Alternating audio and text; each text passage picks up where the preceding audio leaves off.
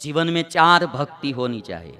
सबसे पहले प्रभु भक्ति हमारे जीवन में होनी चाहिए, ईश्वर की भक्ति, क्योंकि मोक्ष के लिए ईश्वर की भक्ति जरूरी है। दूसरी गुरु भक्ति होनी चाहिए, हमारे पर कोई गुरु होने चाहिए, गुरु के आदेश के अनुसार जीवन जीना चाहिए, गुरु भक्ति।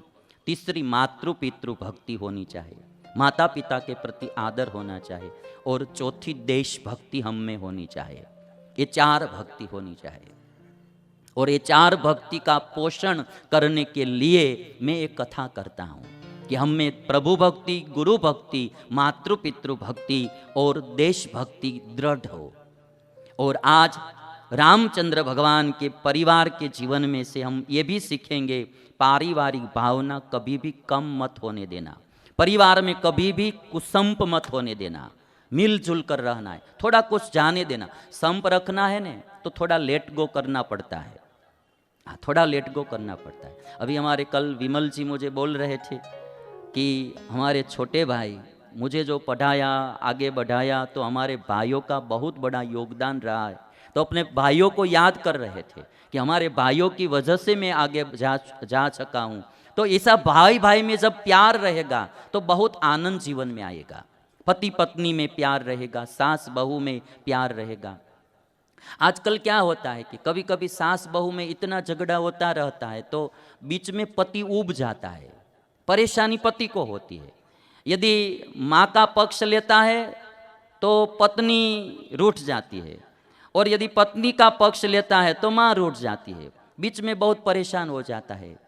तो मिलजुल कर रहेंगे तो सब सुख से और शांति से रहेंगे। जीवन में संप रखना है, कभी भी कुसंप नहीं होने देना, ये बात पूरी ध्यान में रखना। मैं आपको एक दो क्लिप बताऊंगा। कुसंप में क्या होता है, नुकसान होता है। परस्पर हम झगड़ा करते रहते, भाई भाई, पति पत्नी या सास बहू, तो उसमें नुकसान ही नुकसान होता है, किसी को कोई भी फायदा नहीं होता है। और जब हम मिलजुल कर रहेंगे तो सबको फायदा ही फायदा होगा। इसलिए मैं आपको एक दो क्लिप बताऊंगा, आप देखिए। अभी आप देखेंगे ये क्लिप, तो 5 सिंह है यहाँ, 2 सिंह और 3 उनकी पत्नियां, टोटल 5 है सिंह। 5 सिंह मिलकर एक भैंस का मारण किया है, भैंस को खाने के लिए मारा है। अभी पांचों को पूरा भोजन मिल जाए ऐसी भैंस मिल गई है खाने के लिए। जब अब माने शिकार तो हो गया, भोजन हाथ में भी आ गया, तब जो पत्नियां है उसमें कुसंप हो गया, झगड़ा हो गया पत्नियों में। और झगड़ा की शुरुआत पत्नियों में होती है, फिर भाइयों में आती है। शुरुआत वहां से होती है, पहले पत्नियों में होती है, बाद में पतियों में आ जाती है। तो अभी आप क्लिप देखेंगे तो पता चलेगा। वही बात हमारे परिवार में होती है, हम झगड़ते रहते हैं और सुख शांति रूपी भैंस चली जाती है।